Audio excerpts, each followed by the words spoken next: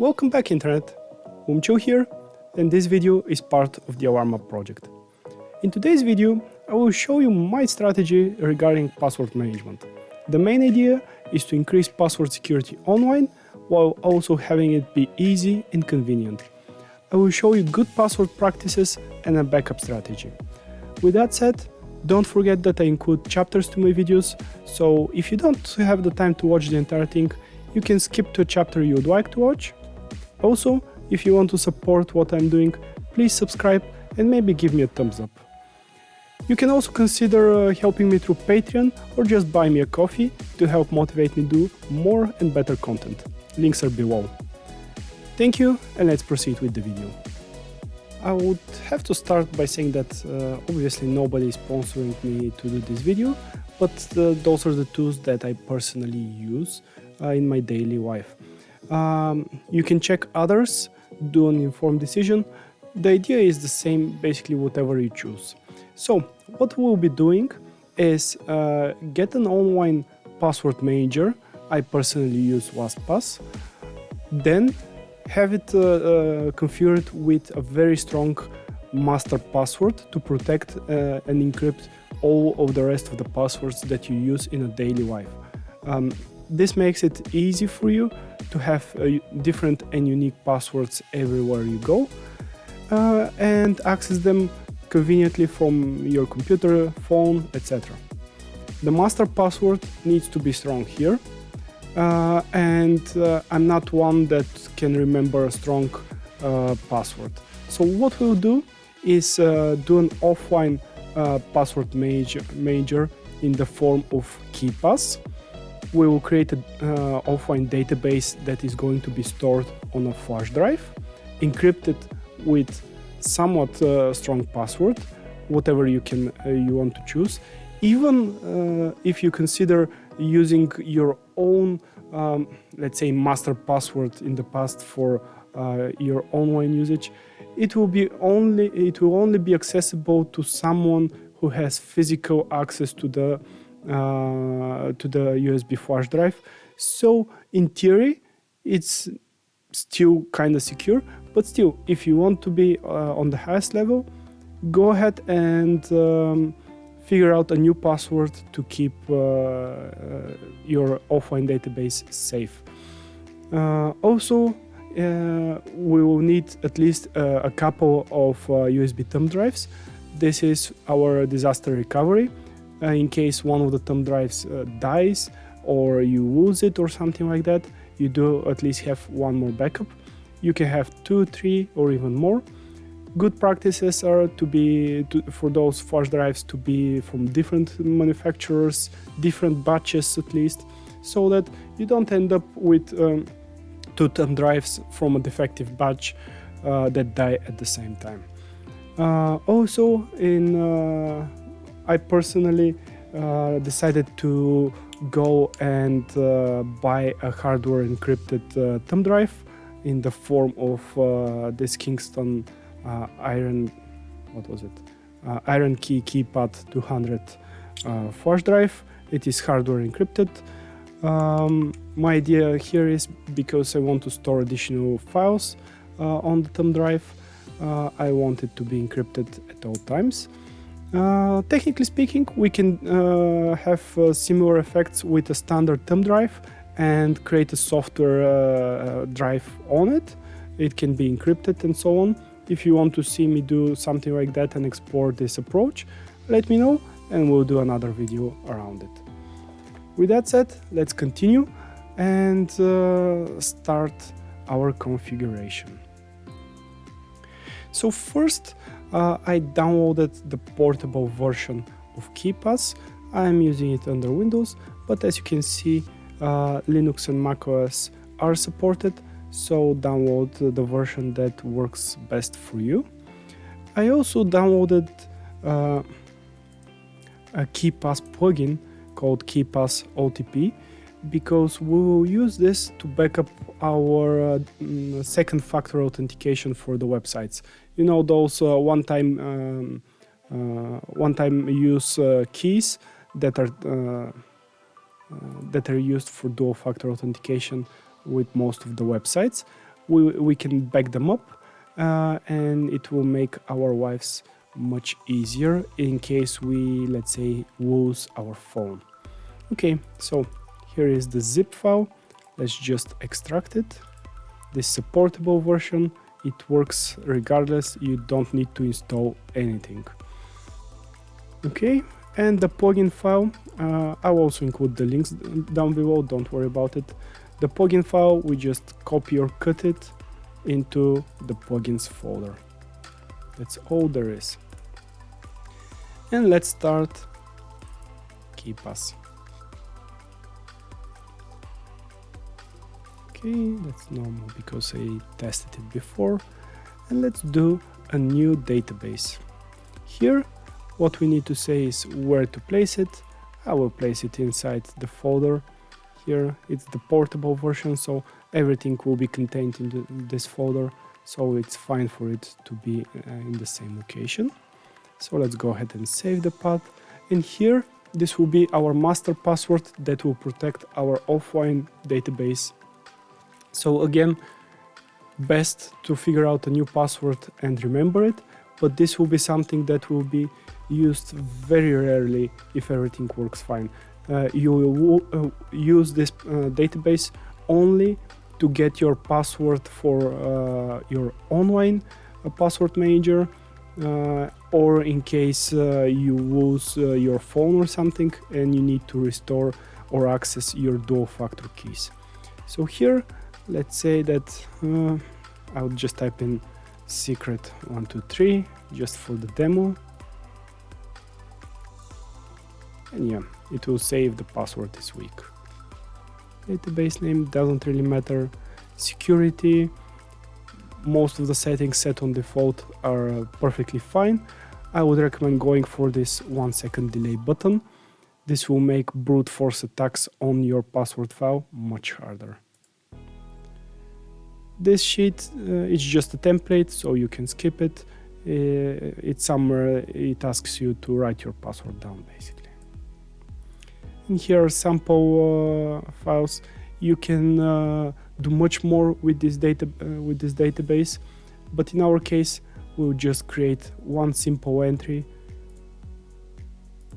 Let's say in general, and we will say add entry. Title is LastPass Master. Username, we will create this account later on. This will be my email at the Alarm app. Password. Here is the important part. Let's see it. We want to generate a very strong password for our online password manager, and let's open the password generator. Something like 30 characters with special minus underline. Something like that will be more than strong enough. 30 characters is basically right now unbreakable with brute force. So we save this entry and we have our master password. Also, in another folder, we can create our backups for the QRs. So here is the interesting part. You can either create them when you set them up, or you can export entries from your current password manager. If you want to export them, you go to your current, not password manager, but authenticator like Google Authenticator. You go there, export a single, you need to do them one at a time. You go there, click on one of them, export, and it will create a QR code. You need to take a picture of that QR code, crop it down so that just the QR code is visible, and then you can import it here the same way we will do this one. Here is a QR code that I created from one of my accounts. It's not set up to anything, it didn't complete or anything, it's just for testing purposes.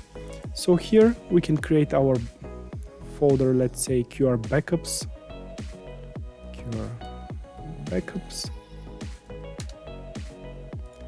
And let's add an entry, and let's say that this is our Microsoft account. account, username, the same username as before. I won't be typing in the password here. The actual password will be in our online password manager. This is just a backup for our dual factor authentication. Here, just right click on it, KeyPass OTP. This is our plugin that we enabled earlier in the setup, and we say OTP setup. Here it will ask us to create a new master key for an additional database or just proceed. We can just proceed by clicking no. And here is the interesting part. We need to just drag and drop our QR code over here.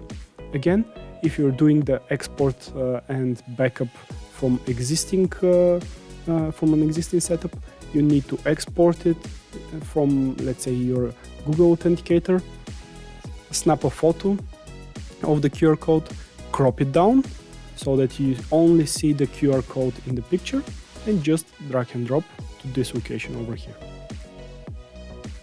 And here it is. We can see the codes being generated, the current one and the next one. Just hit OK, and now it is saved. You can say show QR code, and in case you use your phone, you just take a picture of this QR code with your new phone, and you have your backup here. Also, if you want to authenticate, you can go to OTP setup and see your current code for the dual factor authentication. Okay, and now that we have our database, let's go ahead and save it, and we will go to our online password manager. Okay, we are back into LastPass. They do have a free option. I choose to pay them because it gives you more devices on which you can use it, but you can go along with the free version. It is as safe as the paid one. So let's go ahead and get LastPass free. Email.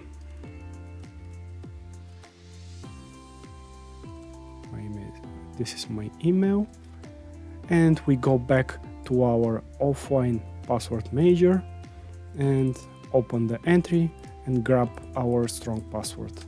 So we will use this password only if we change devices, so it's rarely used, and we want it to be very, very strong, so because this is available online to the whole of the internet.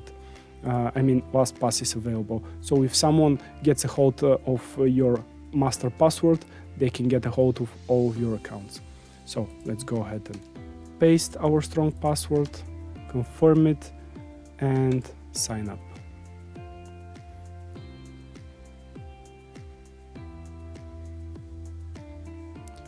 Okay, it wants us to install the extension to the browser. Let's add it to Firefox.